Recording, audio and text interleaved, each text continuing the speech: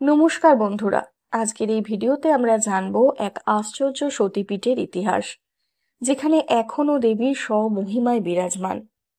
তমলুকের বুকে মাথা তুলে দাঁড়িয়ে থাকা বর্গভীমা মন্দির শুধুই একটি ধর্মীয় স্থান নয়, বরং এক চিরকালীন ঐতিহ্যের চিহ্ন। আপনি যদি সতীপীঠ ইতিহাস ও অলৌকিক কাহিনীর ভক্ত হন, তাহলে এই ভিডিওটি আপনার জন্য।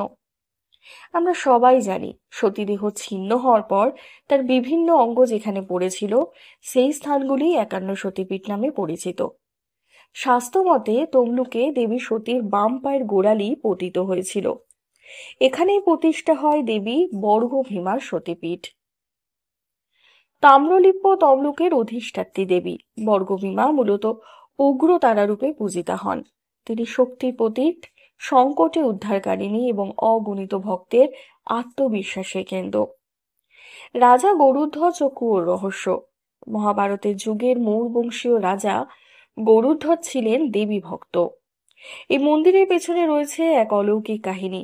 এক জেলে যখন রাজাকে প্রতিদিন শোল মাছ দিতে ব্যর্থ হয়, তখন তার প্রাণ সংকট তৈরি হয়। সেই দুঃখিনী জেলের সামনে এক সাধারণ নারী রূপে আত্মপ্রকাশ করেন দেবী ভীমা। তিনি এক জাদুকরী কুয়োর সন্ধান দেন, যার জল শুকনো মাছকে জীবন্ত করে তুলত। রাজা যখন সত্য জানতে চান, কুয়োর কাছে গেলেও কিছুতেই তিনি সেখানে পৌঁছাতে পারছিলেন না। দেবী তখন ধীবরের সঙ্গে বিশ্বাসভঙ্গ দেখিয়ে কূপের পাশে এক প্রস্তর মূর্তিতে স্থিত হন। এই মূর্তির ওপরে রাজা গরুধ্বজ তৈরি করেন বর্তমানের বর্গভীমা মন্দির। এই সতীপীঠের পেছনের পৌরাণিক প্রেক্ষাপট সম্পর্কে চলুন জেনে নিই। শাস্ত্র মতে সতীদেবীর আত্মবিসর্জনের পর তার দেহ খণ্ড খণ্ড হয়ে বিভিন্ন স্থানে পতিত হয়। যেসব স্থানে সতীর অঙ্গ পতিত হয়েছিল সেগুলিকে বলা হয় একান্ন সতীপীঠ। তমলুকে পড়েছিল সতীর বাম পায়ের গোড়ালি। এই স্থানে প্রতিষ্ঠা হয় বর্গভীমা সতীপীঠ। এই দেবীর বিশেষ রূপ এবং মাহাত্ম্য। তমলুকের প্রাচীন নাম ছিল তাম্রলিপ্ত। এখানকার অধিষ্ঠাত্রী দেবী উগ্রতারা, যিনি শক্তির প্রতীক, ভয়ঙ্কর রূপে অসুর সংহারিণী। ভক্তদের বিশ্বাস, মা বর্গভীমা সব বিপদ থেকে রক্ষা করেন এবং তার কাছে প্রার্থনা করলে কখনো বিফল হয় না। মন্দিরটি অনেকটা উড়িষ্যা স্থাপত্যের মতো। এর উচ্চতা প্রায় 60 ফুট। গর্ভগৃহে বিরাজ করছে কালো পাথর খোদাই করা দেবীর মূর্তি। মন্দিরের প্রকৃত বয়স আন্দাজ করা খুব কঠিন, তবে এটি হাজার বছরের প্রাচীন ঐতিহ্যকে বহন করেছে। তমলুকবাসীদের মধ্যে আজও এই বিশ্বাস গভীর যে মা বর্গভীমা কোনো প্রার্থনাই ফিরিয়ে দেন না। যে কোনো পুজো বা উৎসব শুরুর আগে এখানে পুজো দেওয়া এক অনিবার্য রীতি। বিশেষ করে কালী পুজো বা নবরাত্রিতে এখানে উপচে পড়ে ভক্ত সমাগম। আরো কিছু আশ্চর্য তথ্য যা আপনি জানতেন না, যেমন এই মন্দিরে কোনো ঘন্টা নেই, কারণ দেবীর শক্তি এতটাই প্রবল যে শব্দের প্রয়োজন হয় না। বহু তান্ত্রিক এই স্থানকে তন্ত্র সাধনার জন্য অতি পবিত্র বলে মানেন।